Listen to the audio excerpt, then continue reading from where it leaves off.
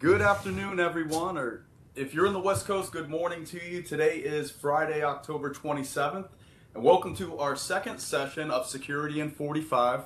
Andres, I can't believe it's been a month since our last session. But anyway, each of these sessions in this webinar series is going to focus on unique security challenges in the industry, and we want to talk about how to stay ahead of the game. No slides, just good conversation. That's the motto for the show. And again, we invite you to enjoy this however is best for you in terms of consuming. So if you want to watch in, listen in on your headphones from your lunch break, gym, a walk around the neighborhood, whatever. I hope you enjoyed the last session on firewalls. And if you missed that, check out the recording. It really covered some great information about the evolution of Cisco's firewalls, all the way up to the latest and greatest in firepower. Andres, what's on the agenda for today? Well, I'm very excited to be here after 1 month. This is super awesome. Today we have a really nice discussion about XDR. So I know everybody's excited about it. You know, we've been hearing so much about it for the last few months. And today we're joined by three incredible and talented and experienced security experts. So I'm super excited about that. I know we have Briana. She's the director of product management for XDR. We have Nate Austin. He said we shouldn't call him a legend, but we know he's a legend and a technical solutions architect. And then we also have Matt Robertson. He's a distinguished technical engineer. Now, the three of them bring a lot to the table. And this is going to be, the intention is going to be a very relevant security conversation. And we couldn't be more thrilled to get it started with you guys. So welcome. Thanks, Andres. Briana, I think the first question, I'll kind of direct it to you just to start it off, and then anyone can just chime in. But, XDR, what does that mean to the industry? Maybe not Cisco specific, but just when someone hears about XDR, what are we talking about there? Thanks, Mike, and thanks again for the opportunity to be here today with such esteemed colleagues. I think it's a great question, and it's a great question not because people don't know how to break out an acronym, but because the breaking out of that acronym has been interpreted so broadly over the last 5 at least years, and that it's really important for us to take a pause and think through what XDR should mean for us today. So I will start by breaking out the acronym. It stands for Extended Detection and Response. And it's really important to think through those 3 words almost separately and then what they should mean coming together. So when we think of XDR, there are other letters or words that have come in front of the DR previously. Endpoint detection and response for EDR, network detection and response for network, and so forth. And threat detection and response, or detection and response and hunting, is not a new concept at all. The way that we do it, the way that we have to do it, the way that we respond to adversaries has changed over the years and has forced an evolution of our processes and then the tools. But the tools have not always kept ahead of what is needed for catching these adversaries. So the extended is the first piece. It's how we think through extending that visibility and that detection capability through the entire environment. So not just looking at it from an endpoint-centric perspective, even though endpoint telemetry and endpoint detections are really rich and really critical into understanding really what's happening in an environment. It's about going beyond that. How can the email come into play? How can the network come into play? And some of the analysts out there right now are actually looking at it very much in that way. There's definitions from Gartner, for example, around it being a unified security incident detection and response platform that is automatically collecting and correlating data from multiple security components. IDC has a different definition, but it expands into saying that endpoint and network telemetry is critical in play and bringing those together in a same or similar correlated model. So that extension is key, and understanding how we extend through all of our vectors and all of our security components. And then I need to detect what's happening in my environment and be able to equally respond to that. So when we think about it today, XDR, our opinion, not just Cisco, but as practitioners, is that it's an expression of business needs. I need to be able to detect and respond in a meaningful way across my extended environment and understanding what happened there by correlating, not just aggregating that information together to really understand what happened. Amazing. That's excellent. Yeah, and as you were describing that, just in my mind, I was thinking, if we have all this correlation together, and we're talking about the X, the D, and the R components, I'm just thinking about pain points that can be alleviated, and we'll get to those here in a little bit. But I'm just starting to go through my mind about the time savings and the that nature of activities where we only have maybe one or two people running our SOC, for example. So thank you for that great answer there. Yeah, thank you for that. And now we do have another question, and this one, Nate, I'm gonna start with you on this one. Um, we've heard so much about it, XDR, in the past few months, but I guess our listeners and the people watching us today would like to know, why do we need XDR? And if I extend on that question also, what are the problems or challenges that XDR is going to solve for us today? If you don't mind expanding a little bit on that. Yeah, sure. So, I mean, starting off with just kind of to tag on to what Briana said, the definition is so vague, right? And if you talk to, 5 different people, you're going to get 5 different answers on what it is and why you need it, right? If you talk to the identity team, they're going to say, it starts and ends with identity, right? You talk to an endpoint team, they're going to say it starts with the endpoint, right? Cisco is obviously a massive networking company, and we believe the network has to be foundational to that, as well as all the other components, right? But I think we really need XDR because of the changing nature of the threats, right? We're not going to catch a threat with a single solution with a point product anymore, right?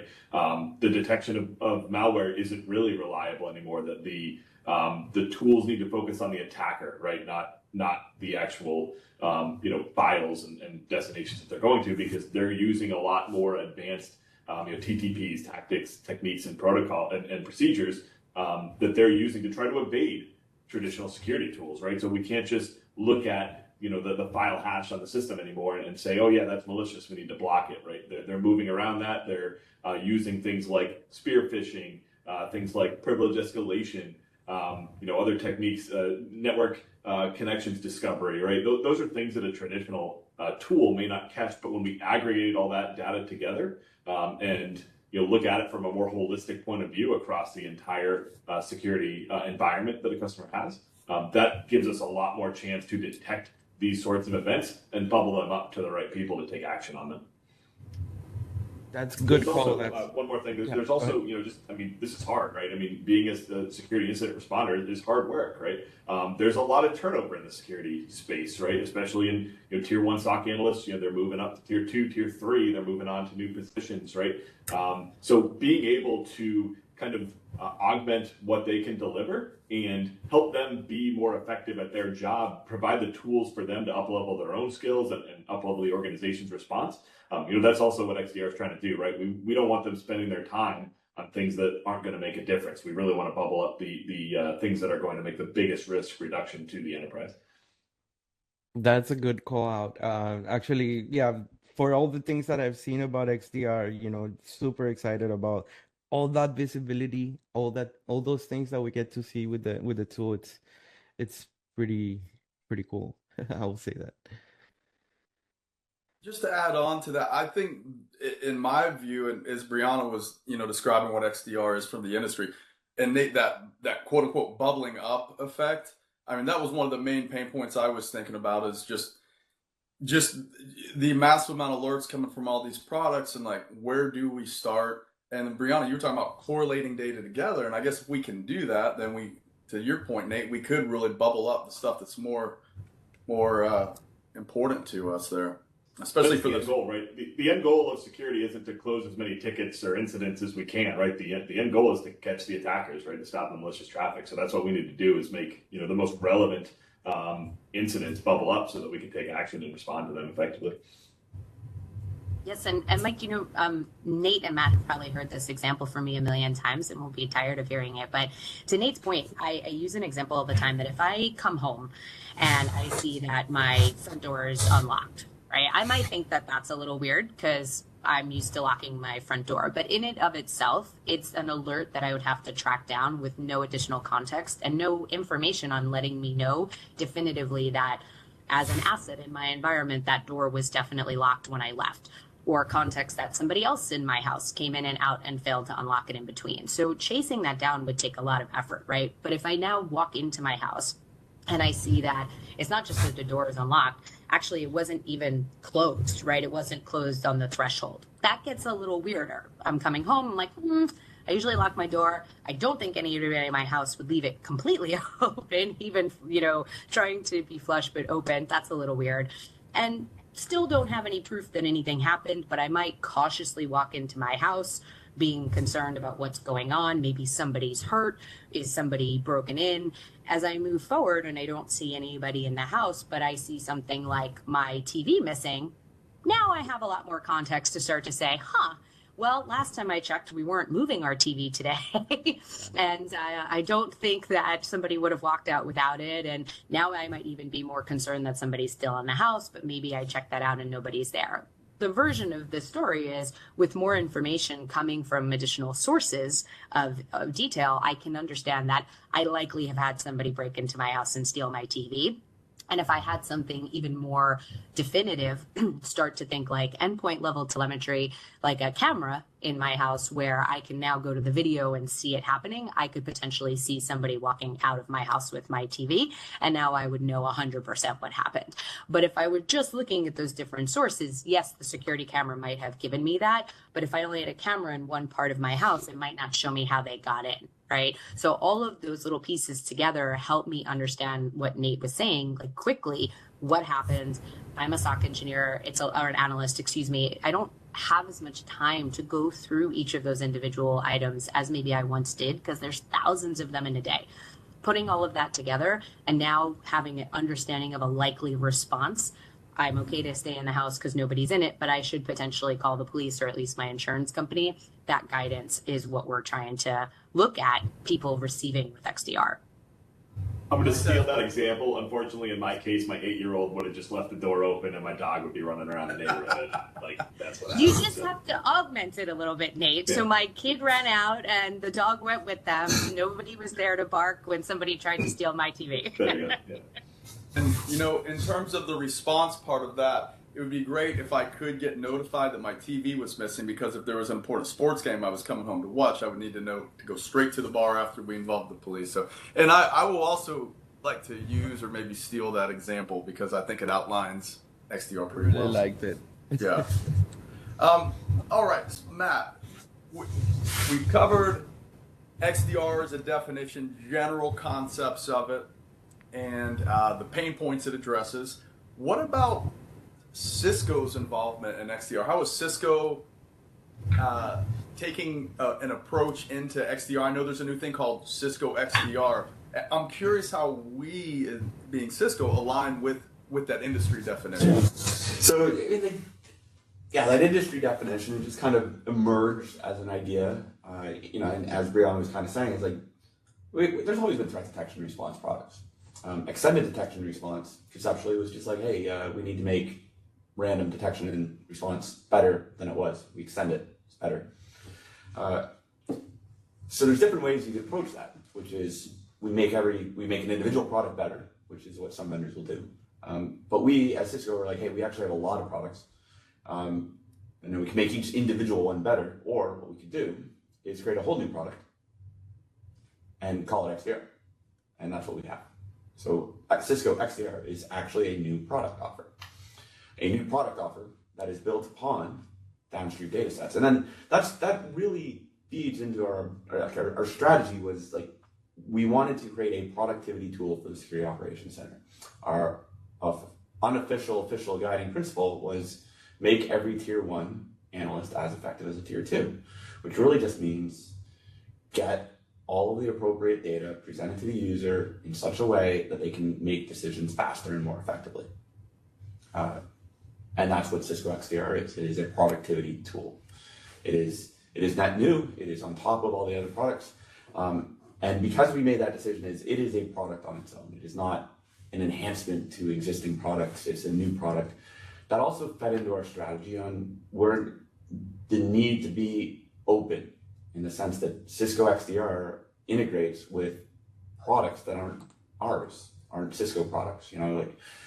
Regardless of what endpoint detection and response product you own, you can get value out of Cisco XDR. Regardless of what network detection and response product you own, you can get value out of Cisco XDR.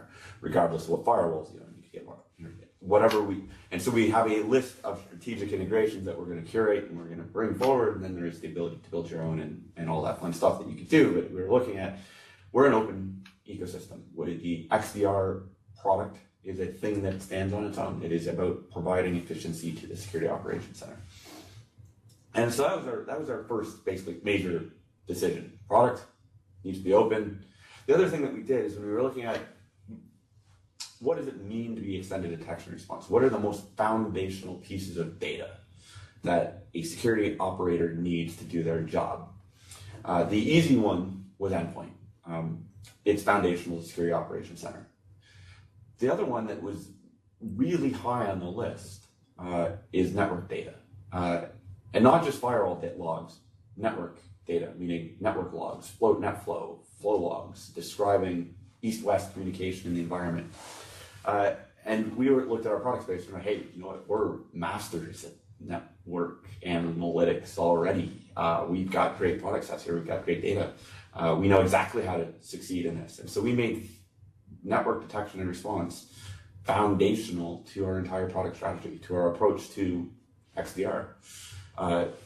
Endpoint and network and firewall logs are foundational first-class citizens in Cisco XDR. Outstanding. And I think it's pretty important about the open portion of that, because I think original attempts at XDR just didn't work that well. They're going to work within their own vendor, but nothing external. So that I think is pretty important. And then certainly, yeah, that's a great point about the network foundation there, because Briana, you were mentioning like at the beginning about maybe even bringing in email and Matt, if we're really communicating across the network, I guess we're going to have a much better view just beyond just the endpoint, like especially when it comes to correlating threats as they spread. Absolutely. Email is a really good example of something. I was just talking with a customer about an hour ago and showing them what XDR does, and they're like, "Oh, can you block the email that attachment came in on?" I'm like, "Yeah, sure, you can work that out." Like that's as a response. Here's the badge. Here, in the example I was talking through, is the user there was a phishing email that had gone in, they'd executed it, gone to a bad domain and all that. Work the investigation backwards. He's like, hey, now can we just block that email next time it comes in? Block that phishing. I'm like, yeah, that's the thing that we want to be able to do. It goes from detection backwards through to the original point of infiltration, and then, hey, let's prevent that from going forward. That's exactly it.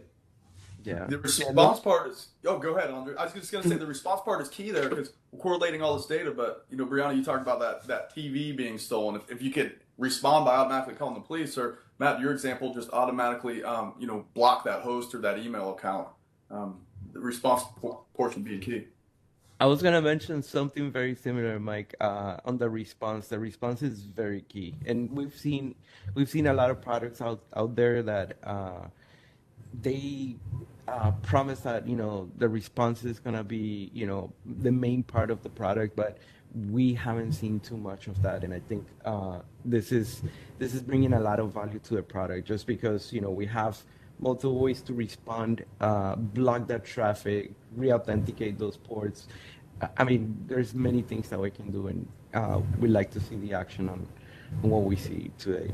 Yeah, Awesome. Mike, before we move maybe to the next topic, if I could just really quickly jump in on something you said. Mike, you mentioned, what people were looking at for XDR previously and maybe what they might be looking for now. I think it's important. Nobody's trying to trash what happened for XDR previously or what vendors who were really innovative in that space brought up and started thinking through.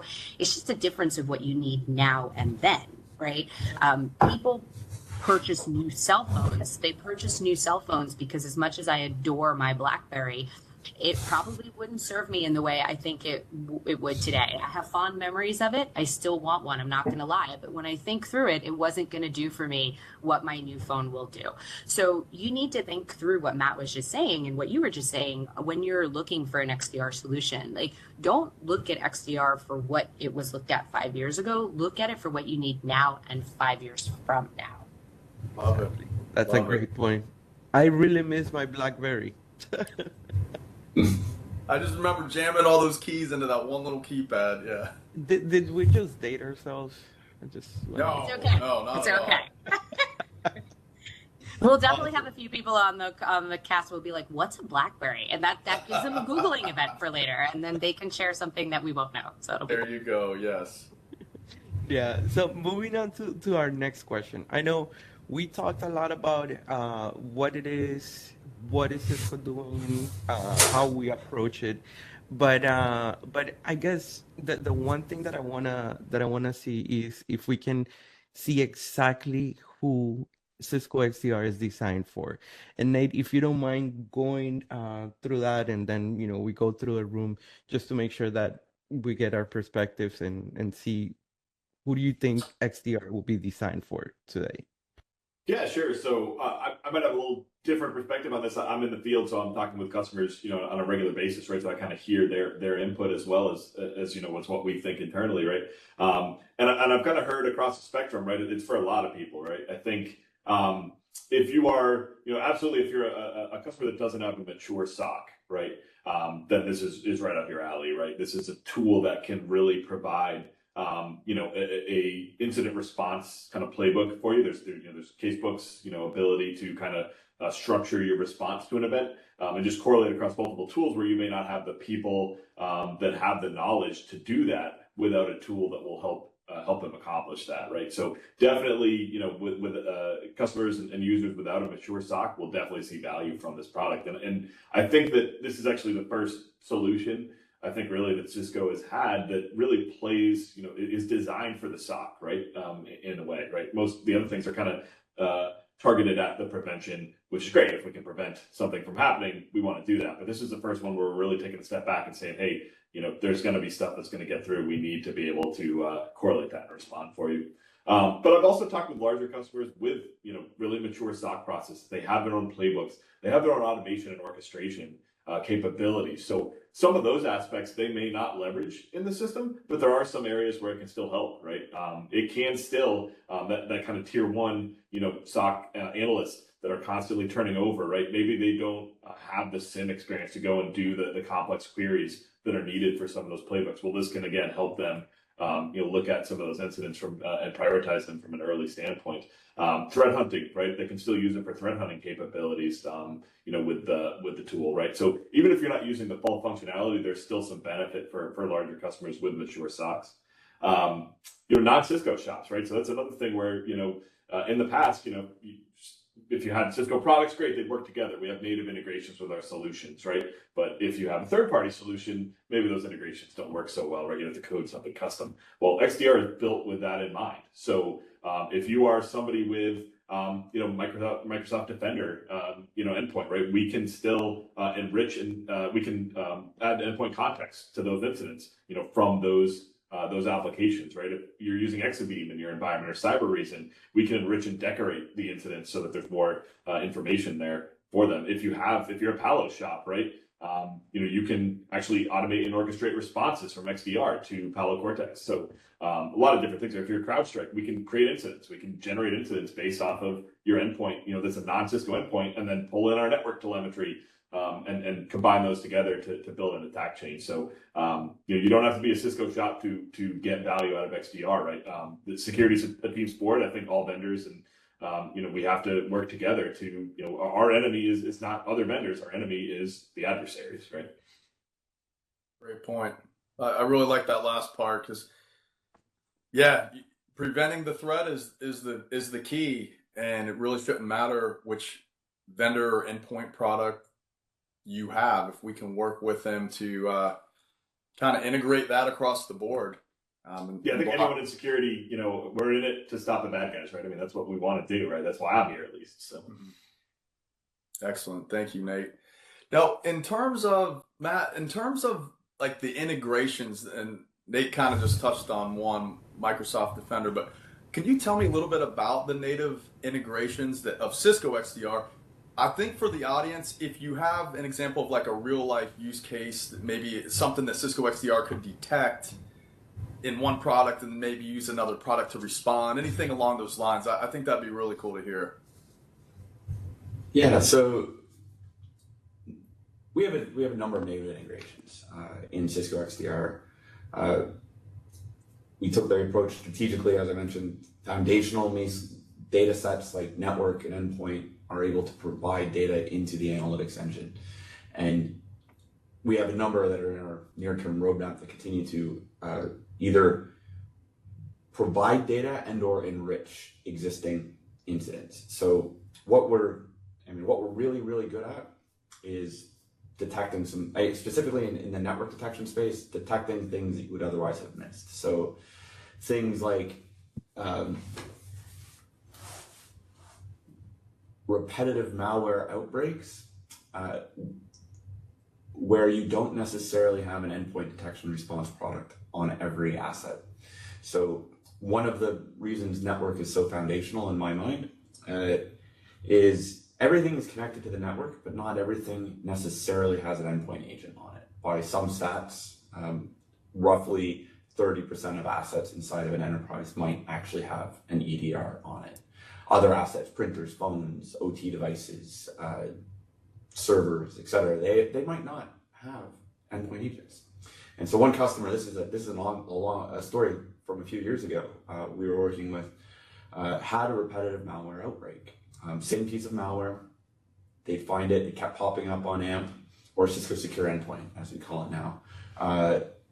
They'd get these detections like, oh, we've got it. We'll clean it up. They were wiping assets on a regular basis. They were finding these detections that were showing up, but they never could figure out who patient zero was. We deployed, at the time, Secure Cloud Analytics, now foundational part of XDR, to collect network flow data, run analytics, see what was happening inside of the environment, and fairly quickly we found that the patient zero, or the source of this malware outbreak, was actually an old network attached storage server that had been infected, and so there was no agent on it. It was just sitting there, had this piece of malware that kept going, sending its payload around, and eventually ransomware. And customer had not having fun with that particular outbreak. But patient zero was this old NASter, which we just found because we were able to trace the network activity back to this one particular asset and remediate that outbreak. And this goes true for a number of different ways you want to look at it. There's the only way to sometimes solve the advanced threat is you need data from multiple different domains: network, email, endpoint, cloud. All of these are native integrations that we have, and the ability to build data, correlated threat. Yes. That's an amazing example of where Andres and Mike before were talking about the response piece as well, right? Because there's no response that's being taken on that NAS system because it doesn't have anything on it to do that. But by bringing that information together, we would be able to help orchestrate a response, or at least guide a response, even if it was manual, to close that loop, to stop that from happening, so that that malware didn't keep getting accessed or propagated or popping up. I think that's a great example about bringing in the importance of that network telemetry as opposed to just the endpoint. Like without that, Matt, it sounds like maybe that would have gone unresolved. It'd go on for years, is what would happen. It's like, you can block it all you want on your, let's say, I'll use the 30% number, right? You'll block it all you want on 30% of the assets in your environment that have an effective EDR, but the rest of them don't, for whatever reason. And it's crazy how those devices are overlooked today. Like you don't think about it like when you start thinking about that strategy. So that's I think very impressive. All right, I'm gonna say something real interesting. We've been 33 minutes without talking about AI, and I'm about to break that record. You had to ruin it. We could have gotten the I guess the AI algorithm just kicked in, and they're like, it's been too long since no one mentioned me. Time to jump in. It always wins. Actually, I was last week we went on a presentation that went 20 minutes without talking about AI. So I actually feel very happy about that. All right, so this question is for you, Brianna. I know you love that subject, and basically, we want to know, and I think all of our listeners want to know, what is the role that we play in AI, that Cisco XDR will play in AI? I know Cisco as a whole has a whole story behind that, but what can you share about that? Actually, Andres, I'm changing my tune. I love the question, right? The practitioner part of me is still looking for my German Shepherd, another reference that people can Google every time I hear AI nowadays. But at the same time, we need to embrace the benefit that AI can provide. But I think what's really important is to think through AI is more mainstream conversation now, but that doesn't mean it's new. And it doesn't mean that there aren't types of AI that have been in place for a while or aspects to generating up to AI. So in Cisco XDR, Nate mentioned alerts and alert chains previously. That is not something that somebody is sitting there manually doing as your events come in. That would be insane. We would never be able to provide you with an extended detection and response incident in a timely fashion. So alerts coming in from different sources and being chained together, and that correlation of, did the event that happened on Mike's system and the event that happened on Andreas's system, are those both part of the same event, that being correlated together, is part of what we use AI for today. Also, for when we look at things like dynamic and automated responses, so our ability to say, here's a guidebook by which you can go through, and yes, that's static, but as we continue to move forward in the development of XDR, making that more dynamic and saying something as simple as, when I look at what was been presented, I want to guide you to take a response. Maybe that response is to quarantine a system. Maybe that response is to enact a quarantine rule on a firewall. And when we do that, what sort of context do we give you? Well, I wouldn't want to present you as an analyst who has little time and is trying to respond quickly and may or may not have all same levels of knowledge. I wouldn't want to present you with something that says, block this IP, when I'm not giving you an IP to do it with. And that's a really small example, but those can get much more complex related to what's in your environment and what assets would you be authorized to block and not block in the first place. So that's another way that we're leveraging that. It also is used to bring threat intelligence in. So not only to help create and combine threat intelligence, we leverage our Talos team and what they're bringing together for that, but a lot of processing of more basic level threat intelligence comes at an AI layer, but it enriches threat hunting in our investigations. So being able to bring that enrichment in and understand what is happening or could have been related to a hunt or a search that you have through your environment. And then when we think about why AI is so prevalent nowadays, we think of the boom that ChatGPT brought and showed people the cool things that could come out of something like a generative AI and what we call a chatbot style usage of generative AI. And without getting into too many technical terms, there's concepts behind that called things like large language learning models, where a model is simply learning. It could listen to Briana speak all day and then try to understand not only how it would answer a question that you would ask Briana, but how Briana would phrase her question. What types of words would she use? How would she inflect upon that? So generative AI is not new. All Cisco products have had AI for a long time, and many of them are using things like large language learning models, including Cisco XDR. Matt mentioned email previously. That's definitely been using it. When you think about how people write emails, right? How do I confirm that the email that's sent from Briana to Mike is from Briana and not a business email compromise trying to trick Mike to do something because it sounds like Briana? So when you think about things like that, that has a lot of that back-end AI modeling built in it. And we will continue to assess AI and how to best use it and how to best present it in ways that's not just delightful for our customers and lets them interact the way that they would like to, but in ways that are meaningful. That's awesome. That's awesome. Yeah, we hear about AI so much, and many people don't realize that we've been doing AI for the longest time for many different things. Yeah, and to credit in the industry, so have others, right? I mean, it's just something that is more relevant, I think, for common mainstream now that people may not realize it's in everything that you do. You know, a large vendor that you may purchase a lot of things from online and might have a device in your house or on your phone that you talk to, that's AI in the background. Yeah, it's just going off. So what about now the next one, and might have to speed it up just a little bit for the sake of time for these next couple, but what about Is Cisco XDR a SIEM?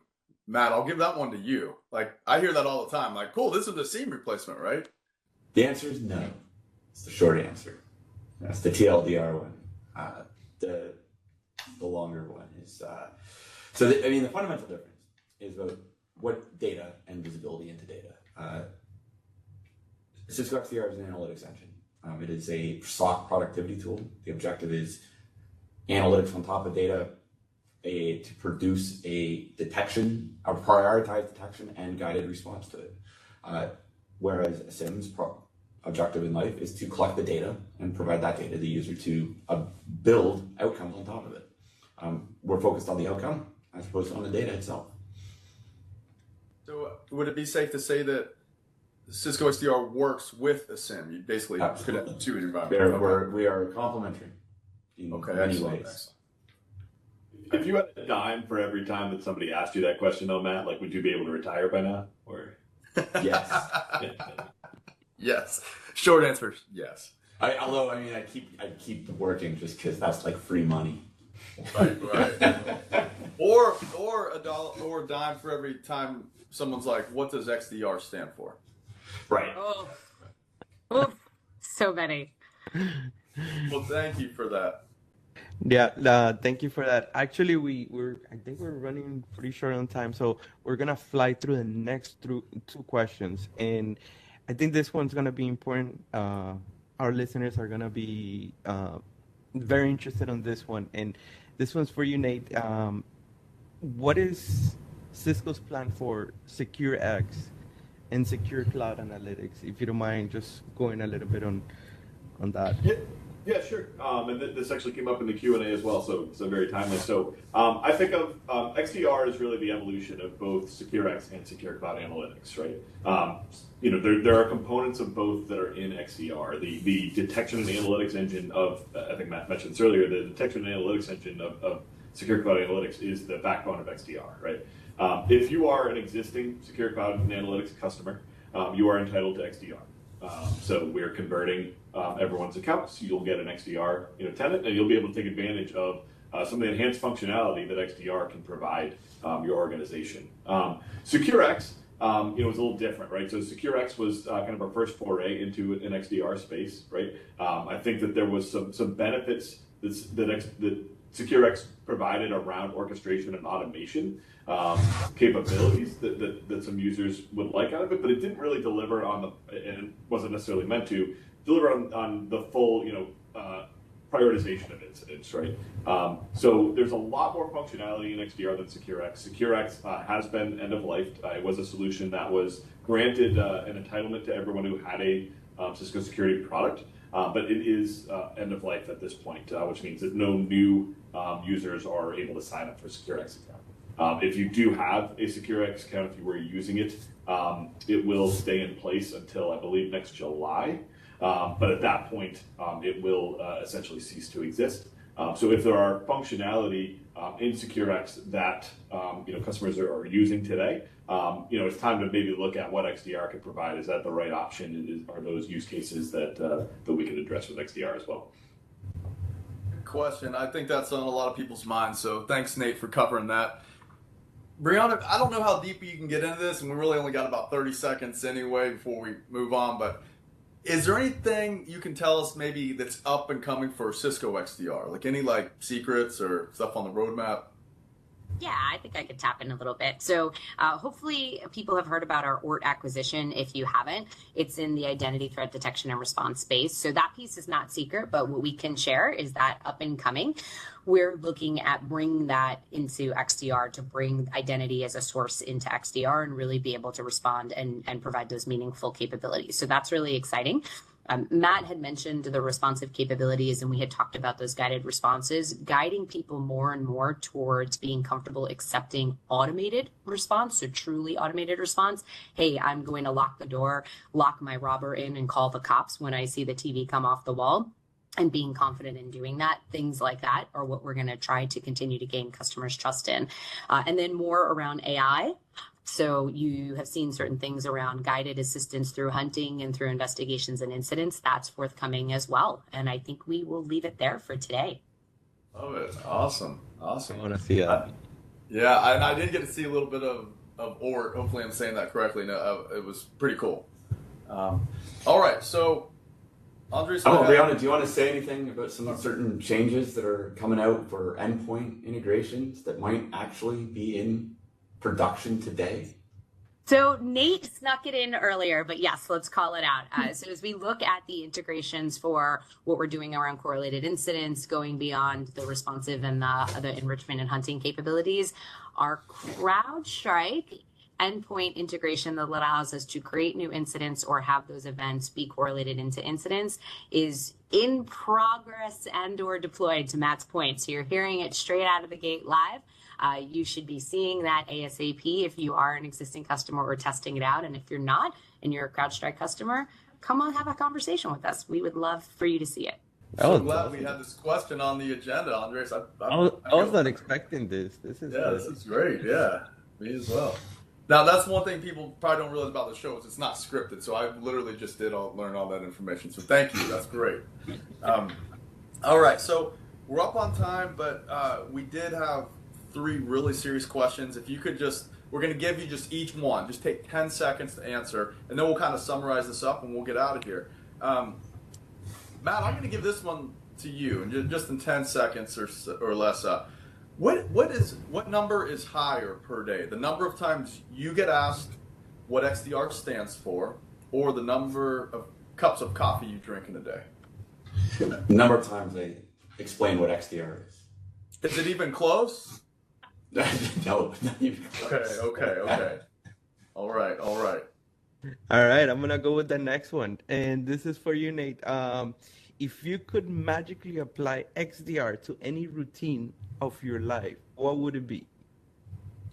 I mean, I guess the prioritization and risk reduction, like that XDR can provide you on incidents. I guess I'd apply that to like my to-do list at home, like if I knock these things off, like which ones are going to get me yelled at, less by my partner if I finish these, right? So that's my risk score that I'm trying to reduce. So I love that.